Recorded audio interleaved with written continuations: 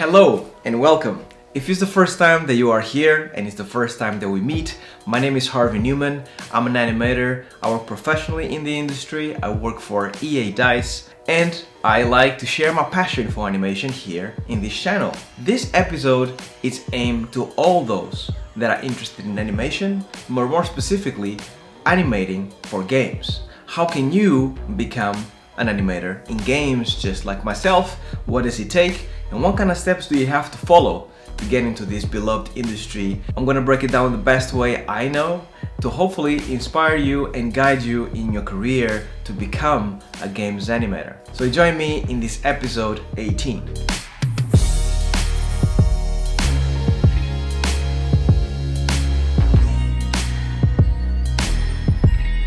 So first and foremost, I am sorry because my nose is a little bit stuffy. Hopefully it's not going to get in the way. So you are an upcoming animator. Perhaps you are at university or in a course like Animate, Animation Mentor, and you want to become an animator in games.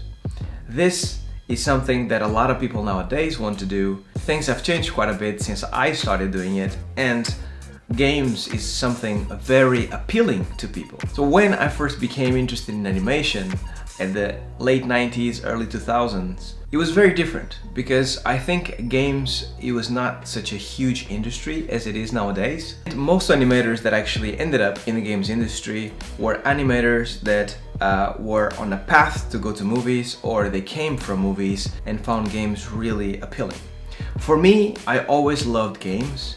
And I always thought that there's a lot of future in this industry and there's a lot to be achieved. Even though we've been around for quite a few years, people don't really have a formula for how to do things because we're still trying to figure things out. Every studio does animation slightly different, has a different pipeline, a different workflow. But one thing is for sure, games are now appealing enough. There's a whole new generation or two that want to study animation to be working in games. And that to me is beautiful. And I would like to help you guys to hopefully become a games animator just like myself, because I think it's a very fulfilling career. And in many ways, it's a broader set of skills that you have to have than it is to be a VFX or a motion picture animator. So next, let's talk about some of the things that you should be thinking about if you really want to become an animator in games.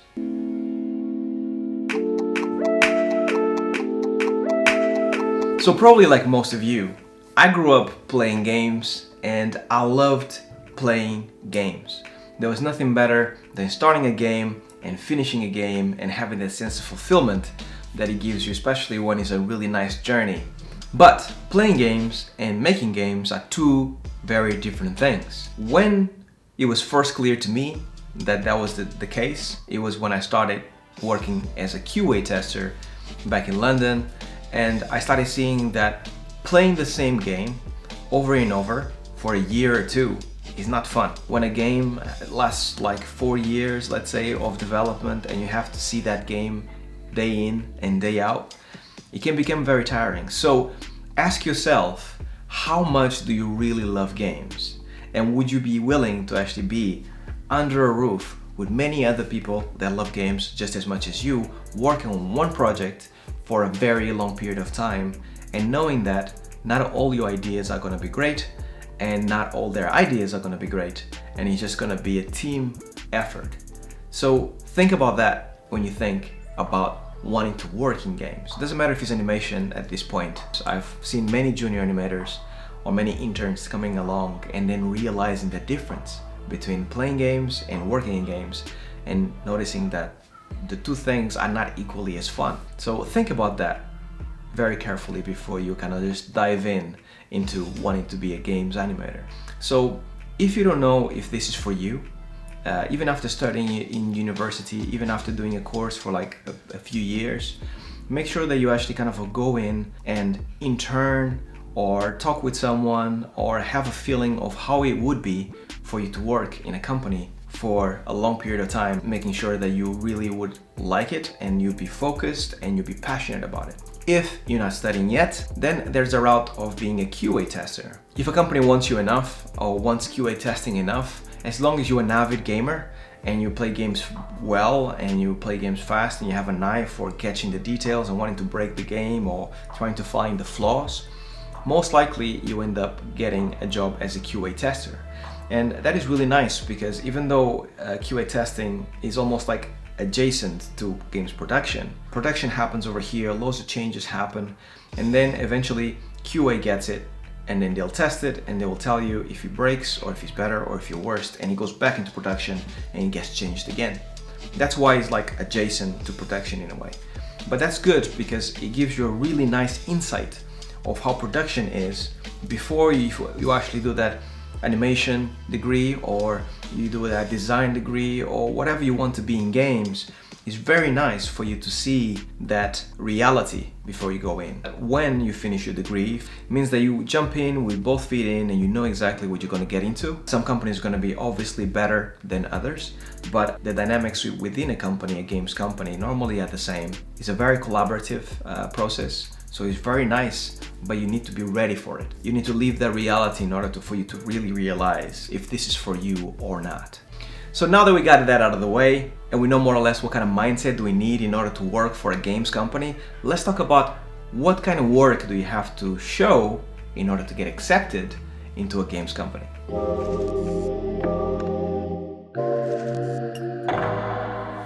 People always ask me this: Harvey, what kind of showreel do I need to have in order to get into games? And that question is relevant 10 years ago. Nowadays, the question should be much more like, do you really want to animate for games? And if you do, what kind of animations do you want to do in games? And then, what kind of company do you actually want to work for? Those two questions are more relevant nowadays than ever. First of all, you need to make sure that games are for you. Games are not ever as simple as just you doing one shot and then you pass it along to someone and then it just disappears and then it shows up in game in the end. You always have to follow through to your work, put it in game, test it, change it, make it bigger, make it smaller, make it more impactful, show it to your designer, show it to your lead, show it to your supervisor, goes up the chain, perhaps it's good, perhaps it's not. There's a lot of moving cogs at all times that you have to take into account. So you have to make sure that games are definitely for you. And then second, what kind of animations do you want to do? Before you could have been an animation generalist and work in a AAA company. Then things changed and then it became you are an animator, therefore you just work in animation. But now things are changing and it's much more about, are you a first-person animator? Are you a third-person animator? Are you very good with body mechanics? Are you really good with facial? Can you do mocap? So there's a lot of different areas that you can get into. So you need to find out the area that you actually want to go into the most. And then at that point, you ask, what kind of company do you want to go into? Because that last question is perhaps the most important one, because a Naughty Dog is not looking for the same things as, let's say, an Insomniac or a DICE is looking for. They're all looking for different things in an animator. When you have those three questions answered, at that point, you can go, okay, so I need to make my showreel specifically made, tailor-made for this company.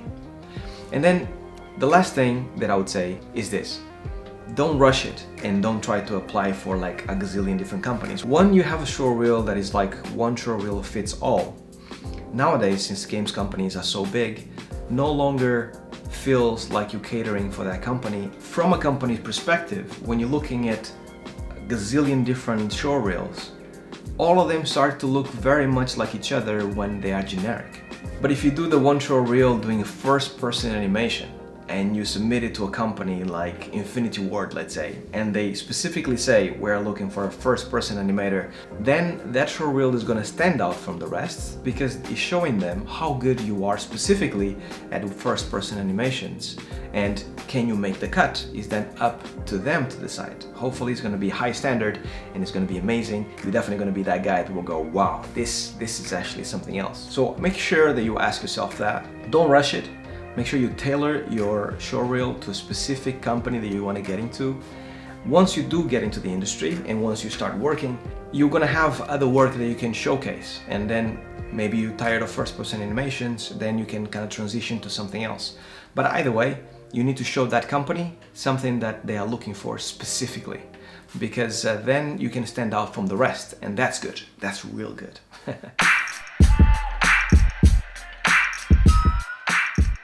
In order to inspire you guys a little bit after all this talk, I'm gonna show you 3 different showreels of 3 different animators that showcase their skills.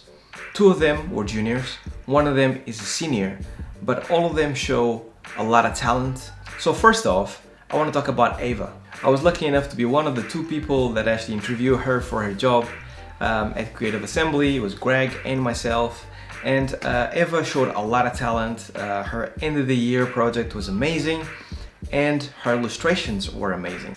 In the beginning, we were not sure if Ava wanted to work for movies or games or what kind of direction she wanted to go, and she kept it open on purpose, which makes sense because she wanted to see what's out there and what do I like. So when we brought Ava in for an interview, she specifically said, games are my jam, I'm really passionate about it, I want to go down this career path of being a game animator. So we said, come along, we'll teach you the tools, and I'm pretty sure in no time you are going to be an amazing animator. And Eva went up and above what we expected, and just a few years later, this is her showreel, and it showcases how good she has become and how much work she has put in.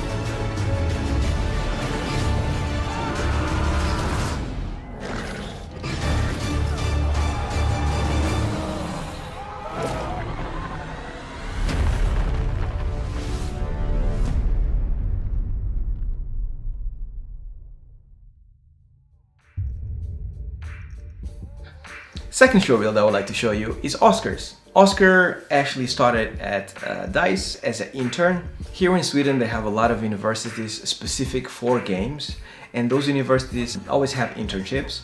And Oscar came to DICE and he showed a lot of promise. And Oscar said from the get-go that the thing that he's most passionate about is first-person animation. So Oscar went from an intern to junior, maybe a year or so later, because he shows so much promise. He worked in a lot of different animations. And then when he started in Battlefield, he actually really took it to up a notch. And now he is the man when it comes to first-person animation and knows all there is to know about weapons. So check it out.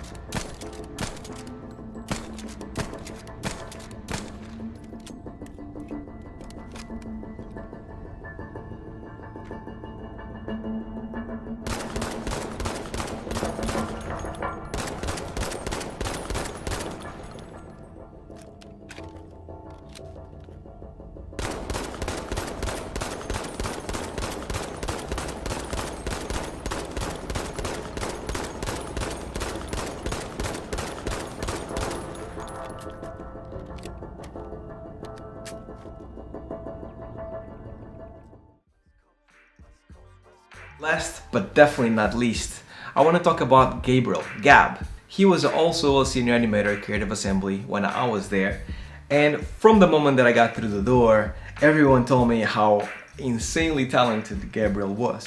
And I've seen some of his creature animations and I was mind blown about his body mechanics and how much he understood timing and spacing and weight. Everything felt amazing. Here's the perfect story for me to tell you that you should wait for the perfect opportunity to arise. Gabriel wanted to eventually move to Japan because his wife is from there, and he basically on his time off started working on his showreel for when that opportunity arose. So obviously Kojima Productions from Japan came knocking, fresh new studio, needed fresh new talent. Gabriel was there and he flew to Japan and he's still there till this day. Here's that showreel of Gab that got him into the Kojima Productions.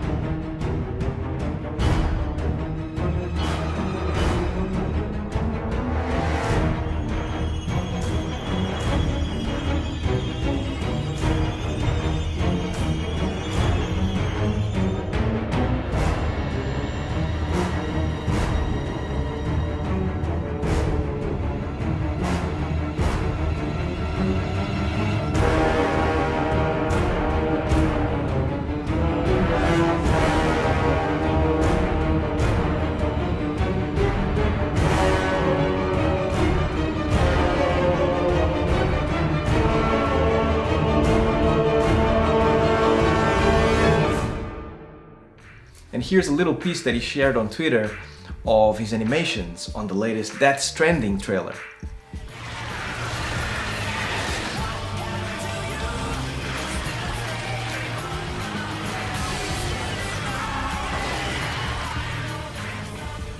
I hope this show will show you that you cannot have a do-it-all kind of showreel, that you have to have a specific showreel to a specific company, something that excels at what they do. And I think these three different people actually show that in spades.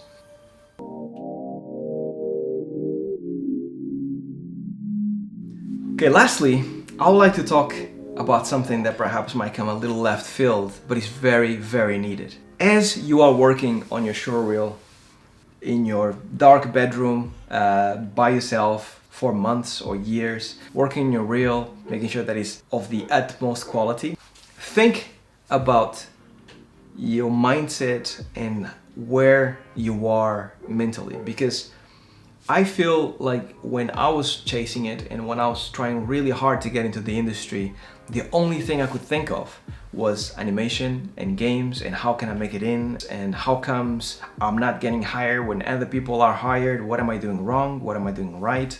You feel very isolated and you really don't know where to go.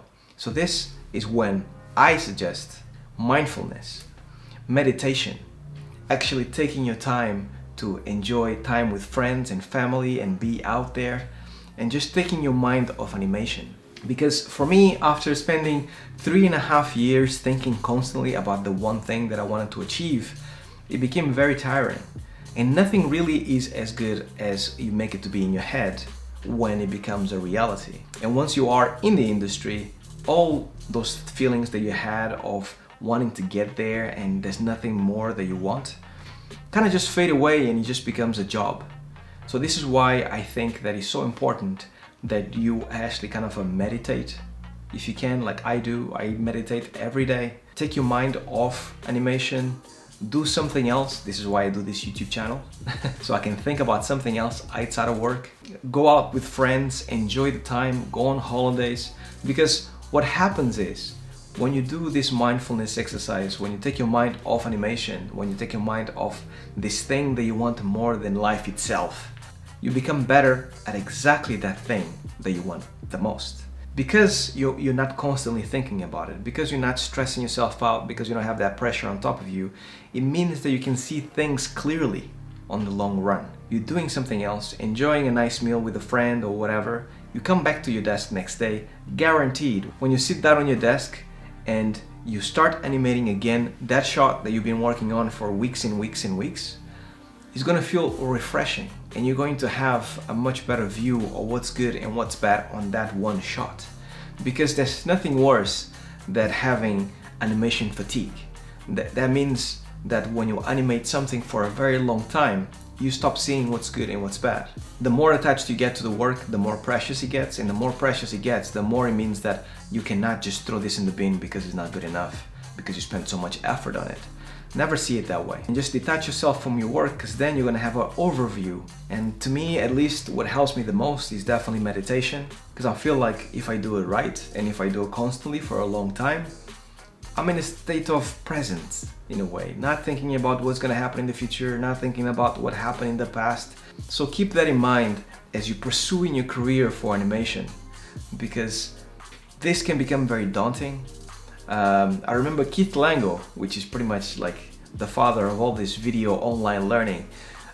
He talked a lot about praying and keep up with your religion and make sure that you don't just think about animation or do animation all the time. All of those things are things that allow you to detach yourself from just being focused and obsessed with something. And that helps you in the long run. So keep that in mind as you pursue your career to become a games animator.